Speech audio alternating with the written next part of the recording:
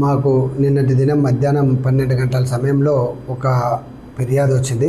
అరుణోదయ కాలనీలో అర్ధరాత్రి 12:30 గంటలలో 5 సంవత్సరాల బాలుడు అదృశ్యమైనానని తల్లి నాగవేణి ఫిర్యాదు చేయగా వెంటనే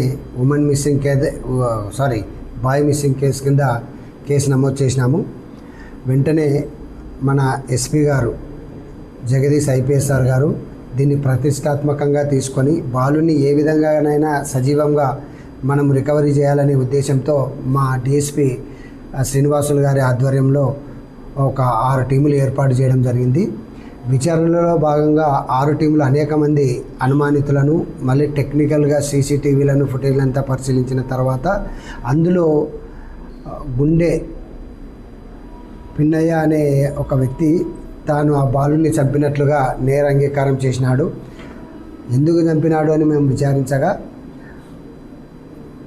ఆ ముద్దాయి భార్య బాలుని తల్లితో సన్నిహితంగా చాలా కాలంగా ఉన్నది. ఈ మధ్యకాలంలో ఆమె మాటలు విని ఇతని భార్య ఇతన్ని సక్రమంగా చూసుకోకుండా ఉందని, వెళ్ళిపోతుందని, ఆ అమ్మాయి మాటలు ఎక్కువగా ఉంటుందని, ఆ బాధ వల్లకి కూడా అనుభవించాలనే ఉద్దేశంతో కసి పెంచేసుకొని ఆ బాలుని వాళ్ళ తల్లిదండ్రులు టిఫిన్ కొరకు బయటికి అర్ధరాత్రి 12 గంటలకు పోయినప్పుడు ఎవరు లేని సమయంలో ఇంట్లోకి వెళ్ళి బాలుని తీసుకొని ధోబిఘట్లోకి వెళ్ళి గొంతు బిసికి చంపి అక్కడే ఒక ప్లాస్టిక్ సంచిలో బాలుని కొక్కి నడిమొంక ప్రాంతంలో పడేసినాడు.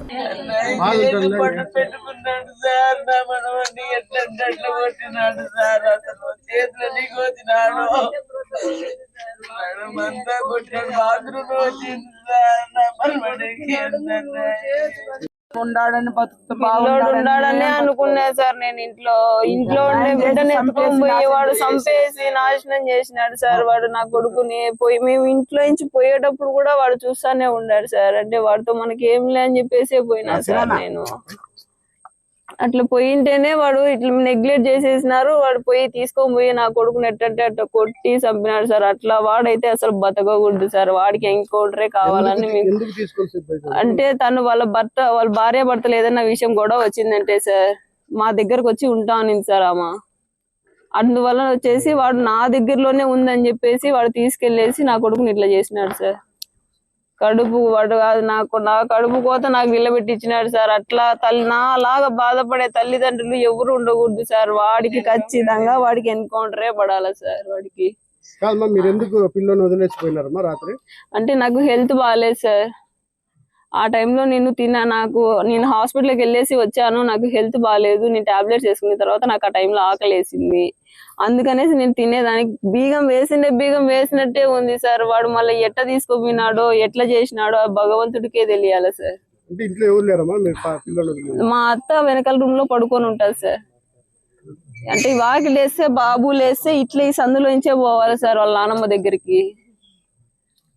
అట్లా పోవడం వల్లనే అట్లా ఆమె దగ్గర ఉండాలి అనేసి నేను అనుకున్నా. నా దగ్గర ఉండాలి అని చెప్పేసి ఆమె అనుకునింది సార్.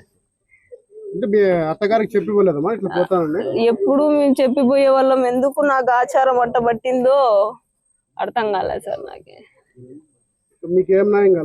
నాకు వాడిని మట్టుకు ఎన్కౌంటరే చేయాలి సార్. మీకు దయచేసి అడుగుతున్నా, వాడు మట్టుకు ఎన్కౌంటరే చేయాలి సార్. నాలాగా ఎటువంటి తల్లిదండ్రులు బాధపడకూడదు.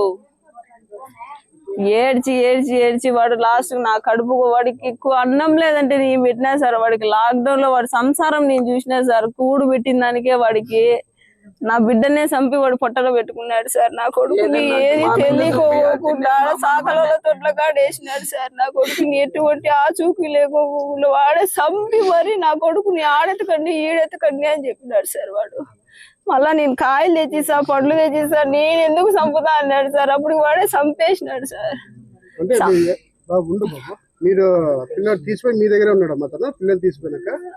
ఇక్కడే వాడు ఎప్పటికి ఏమేం చేసేసినాడో ఏమో భగవంతుడికి తెలియాలా. ప్రొద్దునికి మేము చూసే టయానికి వాడు ఇక్కడే ఉన్నాడు సార్. మా మధ్య గొడవలు అవి ఏం లేవు సార్. అదే చెప్పినా కదా సార్, వాళ్ళ భార్యని నేను నా దగ్గర పెట్టుకున్నాననేసి వాడు ఇట్లా చేసినాడు సార్. నామకు అసలు నాకు టచ్ లోనే లేం సార్. ఇప్పుడు ముందంటే టచ్ లో ఉన్నా మాట్లాడుతా చేస్తా ఉన్నా సార్. ఇప్పుడు నాకుంటే నేను తింటా ఉండి వాడితో మాటలు పడాల్సిన అవసరం నాకు లేదని చెప్పేసి, నాకు నువ్వు అవసరం లేదు నీ మాటలు అవసరం లేదాక నీ బుద్ధి నువ్వు నా కొద్ది నేను ఉంటానని చెప్పేసి ఆమెతో మాట్లాడడమే జాలిచ్చేసిన సార్ నేను బిడ్డని. నేను ఇంకా ఆడుకుంటున్నాడు, ఎవరో సెల్, నా కొడుకు సెల్ అంటే బాగా చూస్తాడు సార్. ఆ సెల్లు మరిపించి తిన్నేమన్నా పెట్టి అమ్మ మళ్ళా వస్తుందిలే నాయనా అని చెప్పి మాటలతో చెప్పామన్నా మరిపించినారని అనుకుంటున్నా. నా బిడ్డని చంపేసినారని నేను ఒక తల్లిగా ఎట్ట అనుకుంటాను చెప్పండి సార్. అట్లా అనుకునే నేను గమ్మనున్నాను. లాస్ట్కి మళ్ళీ ఫోన్ చేసి ఈడున్నాడు రాండి మా అని చెప్పేసి పోతే అడిగిపోతే నా బిడ్డ వాడే ఒక సాగలు మూట తీసినట్టు తీస్తున్నాడు సార్. నా బిడ్డని తీసి చూపించి పరిగెత్తుతున్నాడు సార్ వాడు. మళ్ళా వాడైతే దయచేసి నేను ప్రతి ఒక్కరు ఎంతమంది పెద్దలు ఉన్నారో వాళ్ళందరినీ అదే కోరుకుంటున్నాను, నాలాగా ఇంకొక తల్లి కడుపు కోత ఉండకూడదు. వాడైతే దయచేసి ఎన్కౌంటర్ చెయ్యండి. ఇంతకు మించి నేను పై అధికారులను ఏంది కోరుకోను. నా పేరు హరి సార్, గోవిందల్ హరి. ఏం పని చేస్తాడు? ప్లేవుడ్ షాప్లో పని చేస్తాను నేను. ఏం జరిగింది? మీ పిల్లల్ని ఎవరు చేశారు? ఇట్లా పెన్నె అని అతను ఎత్తుకొని పోయి ఇట్లా పిల్లల్ని చంపేసి ఏడో వేసేసి చేసినాడు సార్. ఎందుకు మీ పిల్లల్ని వదిలేసి పరిస్థితి వచ్చింది? మేము మా అమ్మగాడికి పోతాడని అనుకున్నాం సార్. పిల్లోడు వాడు అట్లా అనుకొని మేము మామూలుగా ఉంటాము. సరేలేని మాకు మళ్ళీ తెలిసింది సార్. మళ్ళీ పొద్దున్న మార్నింగ్ అడిగినాము, ఇంటికి అడిగినాము, లేదు రాలేని చెప్పినారు. ఏమి చెప్పింటే సరేలేని మళ్ళీ సార్కి ఫోన్ చేసినాము, ఎస్ఐసార్కి. వాళ్ళంతా వచ్చేంత ఎంక్వైరీ చేసినారు సందులోకి వచ్చి. రోజు వచ్చి ఎంక్వైరీ చేసినారు. వచ్చి మళ్ళీ అతను వచ్చి పట్టుకొని పోయినారు పోలీసు వాళ్ళు. అతనికి ఎక్కువ టార్చర్ పెట్టే లోపల అతను బయట కక్కేసినాడు. ఇక్కడ కంప చెట్ల కాడ వేసినాడు సార్. అది మనకి వాళ్ళు నోటికి ఏదో మూతికంతా రక్తం అంతా అయింది సార్. నోటి కొట్టినట్టున్నాడు పిల్లోడిని. చేత్తో గుద్ది చంపినాడు సార్. తెలుగులో న్యూస్ కి ఫాస్టెస్ట్ యాప్ ఇప్పుడు టోటల్లీ న్యూ అవతార్లో జస్ట్ 5 seconds లో కంప్లీట్ న్యూస్.